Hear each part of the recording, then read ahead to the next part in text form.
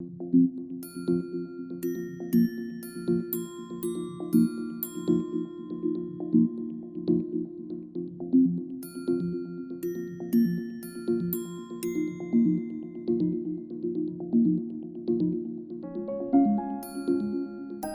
mécénat d'entreprises comme Natixis nous permet d'attirer à Gustave Roussy de jeunes talents internationaux de la recherche. Ces dernières années, ce soutien nous a permis de financer 3 équipes. Il est prévu dans les années qui viennent de financer 2 équipes complémentaires. Et ce soutien, sans lequel il n'aurait pas été possible de mettre en œuvre des projets très innovants, nous est donc extrêmement précieux. Je travaille sur la réparation de l'ADN et la compréhension des mécanismes de réparation de l'ADN. En fait, les cellules ils subissent des dommages, ils se divisent.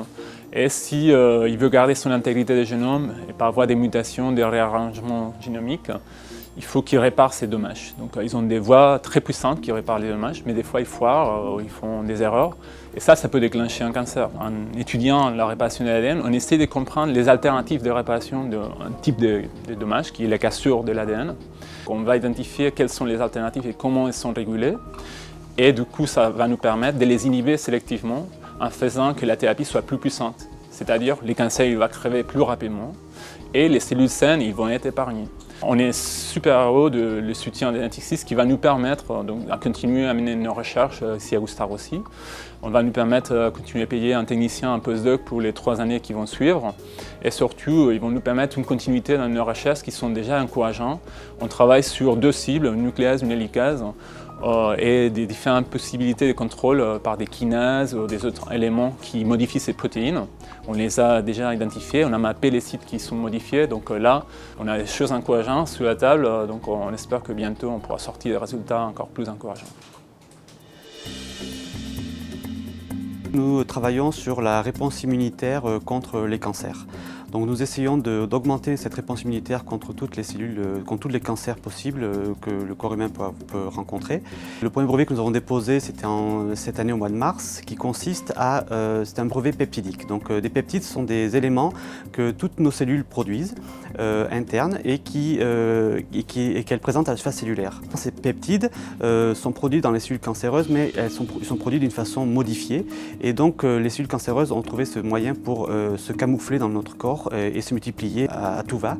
Et donc la balance entre le système immunitaire et le cancer est vraiment modifiée, étant donné que les cellules cancéreuses vont se multiplier très rapidement et notre système immunitaire va détecter la tumeur que très tardivement.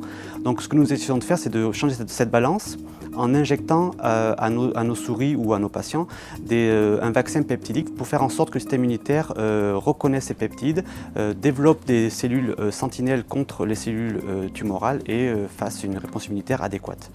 Et nous avons déjà des résultats préliminaires montrant que la molécule donc, augmente la production de ces peptides dans la tumeur, donc spécifiquement dans la tumeur, et nos peptides augmentent le nombre de nos cellules sentinelles contre cette tumeur. Donc la tumeur maintenant n'est plus camouflée et est reconnue par le système immunitaire. Et donc la balance qu'on avait au début qui était cancer gagnant sur le système immunitaire, maintenant cette balance est inversée. Le système immunitaire gagne sur le cancer et nous avons des régressions tumorales énormes et nous espérons pouvoir développer ce brevet dans l'année et le protéger en fin d'année. Je remercie vraiment Natixis pour cette aide, parce que sans eux, ça aurait été impossible de faire ce projet, étant donné que, voilà, comme je vous l'ai dit, la drogue coûte une fortune, et grâce à eux, on va pouvoir développer ce projet, et en espérant pouvoir vraiment développer un vaccin anticancéreux bénéfique pour les patients.